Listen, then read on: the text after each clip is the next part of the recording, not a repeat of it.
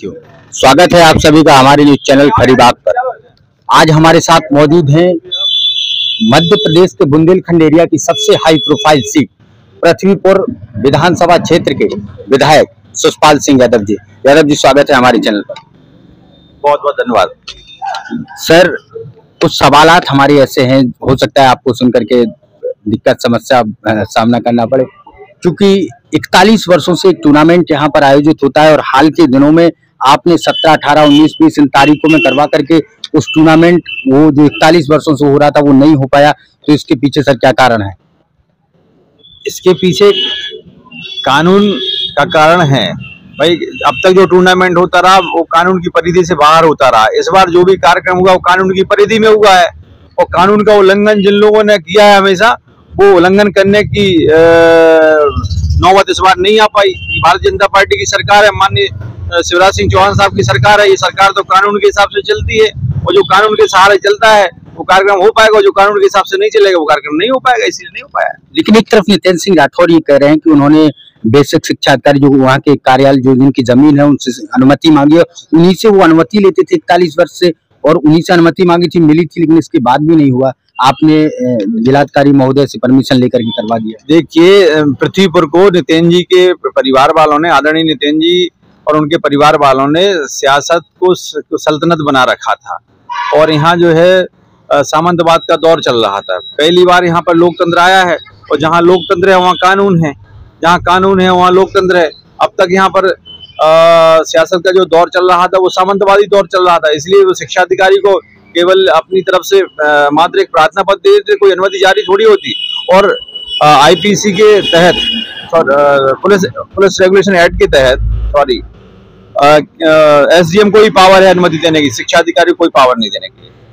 और एक और चीज मैं आपको बता दूं, अभी हाल ही में नितेंद्र सिंह जी ने एक बयान दिया था कि ललितपुर जनपद की राजनीति वो यहाँ आकर के फैला रहे हो, चूंकि समाजवादी पार्टी का जिक्र एक तरीके से समझा जाए तो उन्होंने किया था, लेकिन उत्तर प्रदेश में दो पार्टियों का आमना सामना कहीं भी बनती नहीं है, लेकिन उन्होंने निशाना साध करके कहा था कि उत्तर प्रदेश जैसी वो राजनीति यहाँ करने का प्रयास कर रहे हैं। तो क्या इसके पीछे वजह थी? देखिए, आदरणीय नितेंद्र जी पढ़े लिखे व्यक्ति हैं और ये बात उनके मुंह से उनका शोभा नहीं देती है कि भारत में सिंगल सिटीजनशिप है, इकहरी नागरिकता है, इकहरी न्याय व्यवस्था है, तो इसमें व्यक्ति का जन्म उत्तर प्रदेश में हुआ कि मध्य प्रदेश में हुआ ये मायने नहीं रखता है। मैं इटली का नहीं हूँ, मैं पाकिस्तान का नहीं हूँ, मैं ऑस्ट्रेलिया का नहीं हूँ, हिंदुस्तान का नागरिक हूँ, भारत का नागरिक हूँ और भारत का नागरिक होने के नाते मैं मध्य प्रदेश में भी चुनाव लड़ सकता हूँ, राजस्थान में भी चुनाव लड़ सकता हूँ और आंध्र प्रदेश में भी चुनाव लड़ सकता हूँ। ये कोई विषय नहीं होता कि मैं उत्तर प्रदेश से हूँ या मध्य प्रदेश से हूँ, ये कोई सवाल नहीं होता। और जहाँ जनता का स्नेह प्यार है वहाँ अपना देश है। इसके अलावा एक और सवाल आता है विधायक जी, उपचुनाव के दौरान नितेंद्र सिंह जी एक आरोप लगाते हैं कि उनके समर्थकों को जेल में बंद किया गया, तमाम उन पर अत्याचार किए गए, जिनके बाद आपकी तरफ उनको बुलाने का प्रयास किया गया।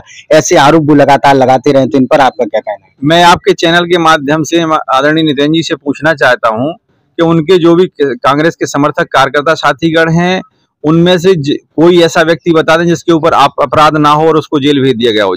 जिसकी आपराधिक पृष्ठभूमि होगी वो तो जेल जाएगा ही, चाहे भारतीय जनता पार्टी का हो चाहे कांग्रेस का हो। और भारतीय जनता पार्टी की तो एक कार्यशैली है कि अपराधियों को जेल भेजा जाता है। हमारी भारतीय जनता पार्टी के तमाम कार्यकर्ता जो आपराधिक पृष्ठभूमि के अगर कहीं से आ गए थे तो उनको भी जेल भेजा गया है। और अब चूंकि 2023 का जो चुनाव है वो आने वाला है, इसमें आपके द्वारा ऐसे क्या कार्य किए गए हैं कि जनता आपको फिर से पसंद करके एक बार फिर से मौका दे? देखिए, प्रदेश सरकार के यशस्वी मुख्यमंत्री माननीय श्री शिवराज सिंह चौहान साहब ने मध्य प्रदेश की पृथ्वीपुर विधानसभा के लिए 500 करोड़ की सौगातें दी हैं। उसमें स्वास्थ्य के क्षेत्र में, शिक्षा के क्षेत्र में, सिंचाई के क्षेत्र में सड़कों का जाल बनाया, पुलों को बनाया, ये विकास कार्य किए हैं और जनहितैषी कार्य किए हैं। प्रधानमंत्री आवास दिए हैं, उज्ज्वला गैस कनेक्शन योजना दी है, लाडली लक्ष्मी योजना के तहत लोगों को लाभ दिया है, किसान सम्मान निधि दी है। चारों तरफ विकास ही विकास है और विकास के नाम पर, जनसेवा के नाम पर लोगों ने कल भी मतदान किया था भारतीय जनता पार्टी के पक्ष में और आज भी लोगों का मन भारतीय जनता पार्टी के पक्ष में है। तो फिर पृथ्वीपुर विधानसभा में जब उपचुनाव हुआ तो ऐसी क्या आवश्यकता शिवराज सिंह चौहान साहब को पड़ी कि 7 जनसभाओं को उन्हें लगातार एक के बाद एक संबोधित करना पड़ा? देखिए, 7 को करना पड़े या 7 से ज्यादा करना पड़े, जहां जैसी आवश्यकता महसूस होगी कि हमें आना है, या कोई संदेश देना है तो माननीय मुख्यमंत्री जी आए, उनका स्वागत है।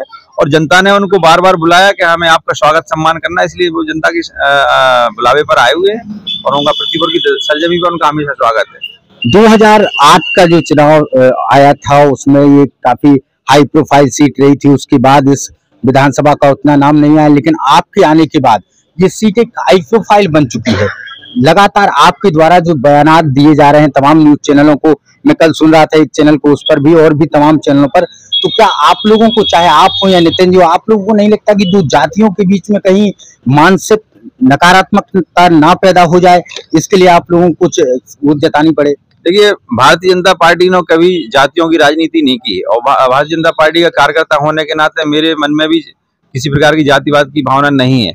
अगर नितिन जी के मन में या उनकी दल की कोई भावना जाति का है तो उसके लिए मैं रोक भी नहीं सकता हूँ, वो उनका विषय है। एक और सवाल है, अभी हाल ही में मुलायम सिंह यादव उत्तर प्रदेश के पूर्व मुख्यमंत्री, रक्षा मंत्री रहे देश के, वो जब उनका निधन हुआ उसके उपरांत आप एक सभा में संबोधित कर रहे थे, उस दौरान आपके आंसू निकल आए, तो वो पूरा मामला क्या था? देखिए, मुलायम सिंह यादव साहब से मेरा पारिवारिक रिश्ता रहा है और उनका संरक्षण मुझे प्राप्त होता रहा है। जब मैं विद्यार्थी था तो उन्होंने विद्यार्थी जीवन में मेरे पीएचडी की समस्त फीस जमा की थी और उनका संरक्षण हमेशा प्राप्त रहा। उनसे मेरे दिली रिश्ते थे, आज वो इस दुनिया में नहीं है। मेरी उनके प्रति सच्ची श्रद्धांजलि और मुझे पूरा भरोसा है कि उनका आशीर्वाद जहां पर भी होंगे वहां से मुझे मिलता रहेगा। बहुत बहुत धन्यवाद। ये थे हमारे साथ पृथ्वीपुर विधानसभा क्षेत्र से विधायक शिषपाल सिंह यादव जी। चुनाव आने वाला है और नवंबर के समथिंग वोटिंग होगी और उस दौरान ये हाई प्रोफाइल सीट पृथ्वीपुर लगातार आप लोगों की नजरों में बनी रहेगी। आगे आप लोगों से फिर होगी मुलाकात, तब तक आप सभी लोगों से निवेदन, हमारे चैनल खरी बात को आप सभी लोग सब्सक्राइब कर लें, साथ में बेल आइकन बटन दबा लें। बहुत बहुत धन्यवाद आप सभी का।